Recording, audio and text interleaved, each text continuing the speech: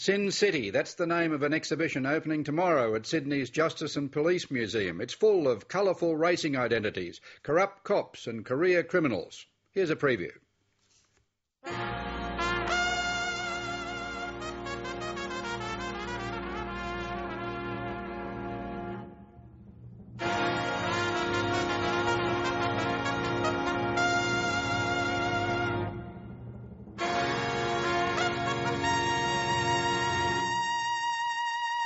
There was only one thing I wanted out of life. I wanted to be a crook. Not just any crook, but the crook, the biggest, the man with money, power, influence. Working for a living never entered my head. The early era in the evolution of organised crime is quite interesting. It's really off the back of a whole lot of conservative laws that came in through the temperance movement.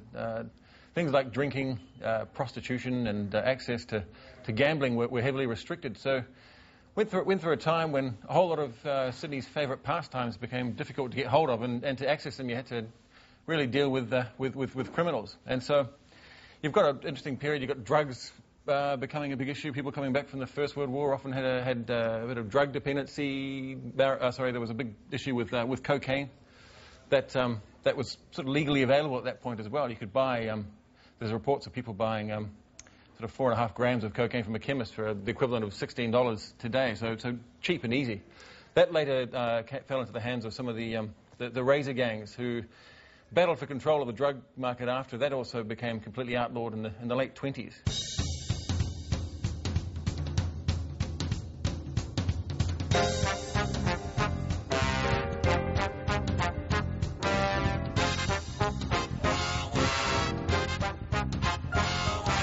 And so by the time you get to the 1940s and the Second World War, the drug trade had been knocked off in the mid-30s, but you had this sort of boom time because American servicemen were coming through Sydney, and they tended to be much better paid than their Australian counterparts. So they were here for basically good times. So they wanted to party and they wanted to drink and they wanted access to free and easy couplings as well. So you had all this money floating around, and during that period, a number of some of the key players sort of began to establish themselves.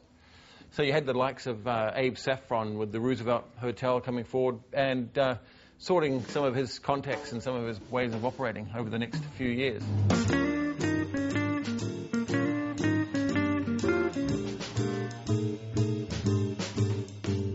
Then he came through the 50s and 60s, and you had pokies being legalised in the mid-50s, and by the late 60s they were becoming hugely lucrative and attracting the attention of criminal groups as well.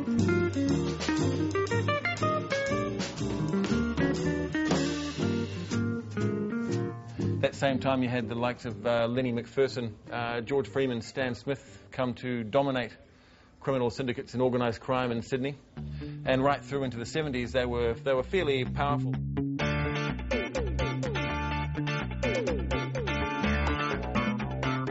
I'm the toughest man in effing Sydney. I can kill anyone I effing well want to, but I can't get my effing dinner on time. McPherson to his wife.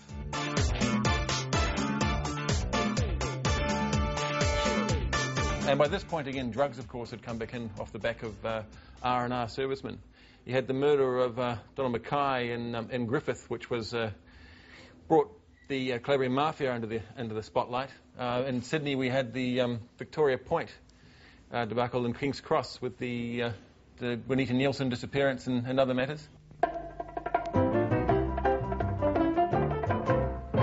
Darlinghurst Police, Peter Manning here from This Day Tonight ABC Television. ABC Television, we'd like to inform you that we believe there's illegal gambling taking place at 155 Forbes Street, Sydney. At where, sir? 155 Forbes Street, Sydney. Hello? Did you get that? Yes. Okay, thanks very much. Through into the 80s, when a whole lot of this started to get exposed, sometimes just through how cocky people were getting. But why? Why do you get blamed for so many things? Yes, well, I don't know. Maybe you could tell me. You haven't met me till today. Mr. Freeman, are you sick of being called a colourful Sydney racing identity? Well, it's better than being called a crook. Looking at the history of a city and trying to figure out how it's become the place it is, it's difficult to do without sort of taking in every aspect of its development. And one of the most interesting things I found about Sydney is it's got this very rich and very influential, I guess, criminal history, and the way that criminal groups ended up sort of integrating with political and police contacts. Graham Chook Fowler, the former chief detective at the Cross, delayed from giving evidence after slipping on a milkshake, explained his cash flow as the result of luck at the racetrack.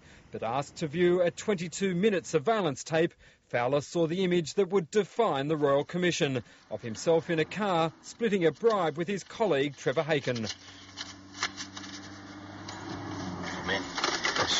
Thank you. I'll just go to the screen. Yeah.